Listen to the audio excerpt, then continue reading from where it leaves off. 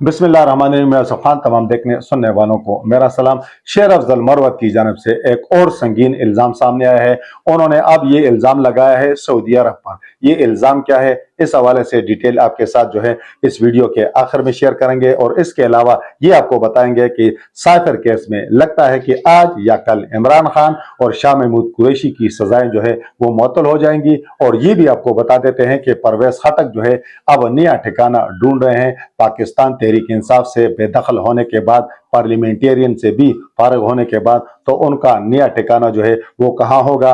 और पीटीआई ने बिलाखिर जेयूआई के कायद मौलाना फजल रहमान से जो है वो माफी मांग ली है। दीगर खबरें जो हैं वो भी इस वीडियो में हम आपके साथ शेयर करेंगे। लेकिन सबसे पहले हमारे उन तमाम दोस्तों से गुजारिश होगी कि जिन्होंने अब तक हमारे चैनल सब्सक्राइब नहीं किया कि हमारे इस चैनल को सब्सक्राइब भी करें, बेल आइकन का बटन भी दबाएं और इस वीडियो के हवाले से कमेंट्स बॉक्स में अपनी राय का जरूर इजहार करें। शुरुआत करेंगे इस्लामाबाद हाई कोर्ट में, जो बानी पाकिस्तान तहरीक इंसाफ इमरान खान और साबिक वजीर खारजा शाह महमूद कुरैशी की साइफर केस में सजा के खिलाफ जो अपीलों पर समाअत हो रही है, तो उसमें लग ये रहा है अब तक जो चीफ जस्टिस आमिर फारूक और उसके अलावा जो दूसरे जज साहब शामिल हैं, जस्टिस मियां गुल हसन औरंगजेब, तो उनके जो रिमार्क्स अब तक सामने आए हैं और इमरान खान के जो वकील हैं सलमान सफ्तर, उन्होंने अब तक जो दलाइल दिए हैं, तो यूं लग रहा है कि इस केस में सजाएं जो है वो मुअत्तल हो जाएंगी और इमरान खान शाह महमूद कुरैशी की इस केस में भी जो है वो जमानत हो जाएगी। अब जो इसमें असल मसला है, जो सलमान सफदर साहब जो हैं वो हर समात में वो डिस्कस करते रहे हैं, वो उठाते रहे हैं। उनका इस्तेदलाल यही है कि आजम खान जो वजीर आजम के प्रिंसिपल सेक्रेटरी थे वो इस केस में मुलजम थे। साइफर जो है वो उन्होंने इमरान खान को दिखाया था बहैसियत वजीर आजम। जो है साइफर की एक कापी जो थी वो इमरान खान के नोटिस में वजीर आजम हाउस में लाई गई थी। अब अगर कापी गुम हुई तो इसका जिम्मेदार बराह रास्त जो है वजीर आजम नहीं होता। और दूसरा ये इस्तेदलाल पेश किया जा रहा है कि चूंकि वो मुलजम है आजम खान, तो आपने मुलजम को उल्टा गवाह बना दिया है। और मुलजम से गवाह बनने का जो सफर है आजम खान का, वो ये है कि वो जब वो इस केस में मुलजम बने तो इस दौरान वो लापता हुए, और जब वो मंजर-ए-आम पर दोबारा आए तो उन्होंने बयान बदला और मुलजम से जो है उन्हें गवाह बना दिया गया। एक चीज जो बार बार मैंने आपको पहले कहा उठाएगी, वो यही उठाएगी कि जो मेन मुलजम है जिसके पास साइफर की कापी थी, जो वजीर आजम के प्रिंसिपल सेक्रेटरी थे, यानी जो ऑफिशियल बंदा है, तो वो चूंकि इस केस में गवाह बना हुआ है। और दूसरा ये इस्तेदलाल पेश किया गया कि बिल्कुल कापी जो है वो वजीर आजम सेक्रेटरीट से गुम हुई है, लेकिन वजारत खारजा को इस हवाले से आगाह किया गया।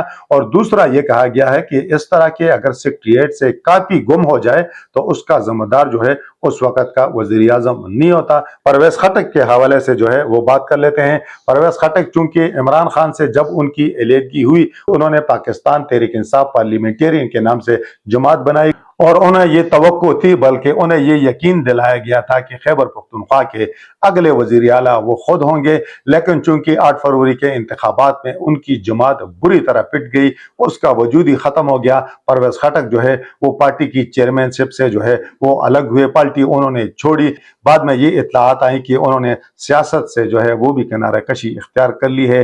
लेकिन अब ये इत्तलात आ रही हैं कि पाकिस्तान पीपल पार्टी के साथ उन्होंने राब्ते इस्तवार कर लिए हैं और इम्कान यही है कि आने वाले दिनों में शायद वो आसिफ अली जरदारी का टीम का जो है वो हिस्सा बन जाए। अब इमरान खान के साथ जिन जिन लोगों ने, बल्कि मैं कहूंगा कि नवाज शरीफ के साथ सन 2018 के बाद जब उन पर मुश्किल वक्त आया था, तो जिन जिन लोगों ने बेवफाई की थी, तो अब वो भी आज तक जो है वो ठोकरें खा रहे हैं। इमरान खान के साथ जिन जिन लोगों ने बेवफाई की है मुश्किल वक्त में, तो अब जो है उन्हें भी ठिकाना और पनाह नहीं मिल रही है। और इसकी बड़ी मिसाल जो है आप परवेज खटक देख लें कि वो पाकिस्तान के वजीर दफा भी रहे, खैबर पख्तूनख्वा के 2 दफा वजीर आला भी रहे, लेकिन उनके ज़हन में ये बात आ गई, बल्कि डाली गई कि सब कुछ इमरान खान तो उनकी वजह से है, वो इमरान खान की वजह से नहीं है। तो अब जो 8 फरवरी के इंतखाबात थे, तो उन समेत सबकी ये खुशफहमी दूर हो गई है कि वो जो थे, उनका जो किरदार था, उनके पास जो इतनी सारी ताकत थी, उनके पास जो वजारत दफा थी, वो जो खैबर पख्तूनख्वा के 2 दफा वजीर आला थे, तो उसमें उसका कोई कमाल नहीं था। उसमें सारा कमाल पाकिस्तान तहरीक इंसाफ, इमरान खान और पाकिस्तान तहरीक इंसाफ के कारकुनान का था। तो इस अगली खबर की जानब चलते हैं। तो गुज़श्ता रोज से ये खबर मीडिया पर गर्दिश कर रही है कि जस्टिस रिटायर मकबूल बाकर जो है उन्हें सिंध का गवर्नर जो है वो लगाया जा रहा है। और जब से उनका नाम सामने आया है तो उन्होंने जियो न्यूज से गुफ्तगू की। उन्होंने कहा कि मुझे अलबत्ता इसका ऑफिशियली कोई इल्म तो नहीं है, लेकिन कुछ लोग मुझे मुबारकबादें दे रहे हैं।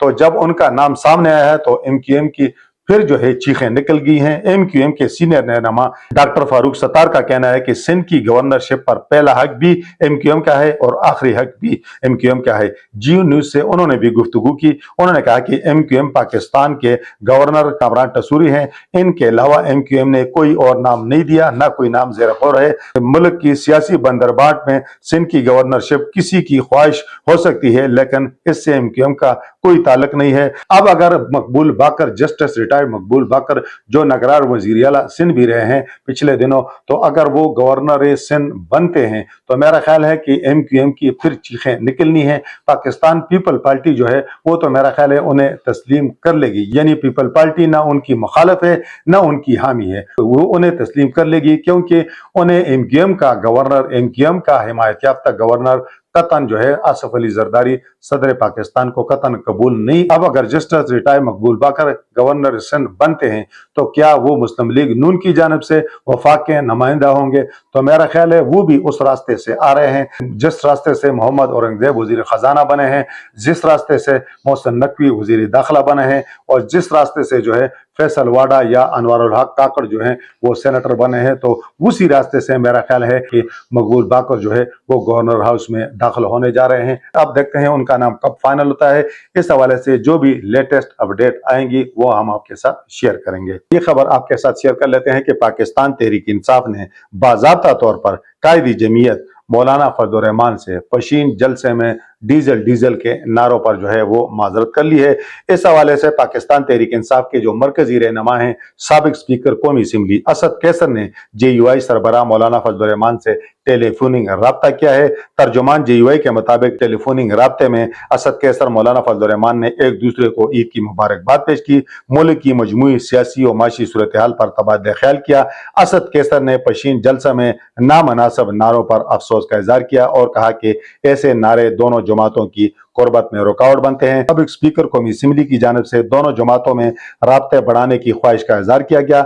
इस मौका पर मौलाना फजल रहमान का कहना था कि पहले भी राब्ते हुए, लेकिन कुछ तहफ़्फ़ुज़ात हैं जिन्हें दूर करने की जरूरत है। सरबराह JUI ने कहा कि दोनों जमातों में मुस्तकिल राब्तों की जरूरत है। इस पर असद कैसर ने कहा कि बैरूनी मुल्क से वापसी पर तहफ़्फ़ुज़ात दूर करने से मुताल्लिक उन्होंने कहा कि लाएअमल जो है वो बनाएंगे।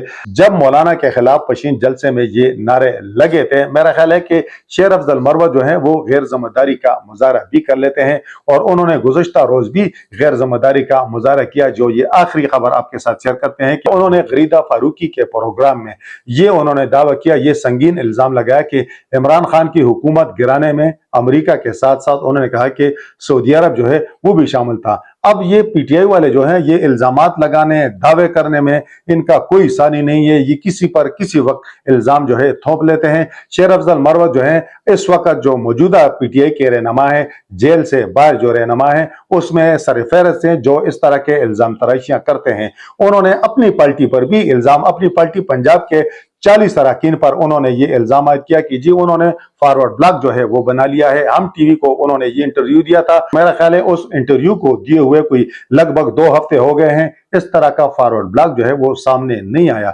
अब उन्होंने सऊदी अरब पर इल्जाम दाग दिया है, और ऐसे वक्त में दाग दिया है जब सऊदी अरब का एक आला सतही वक्त जो है इस वक्त पाकिस्तान के जो है वो दौरे पर है।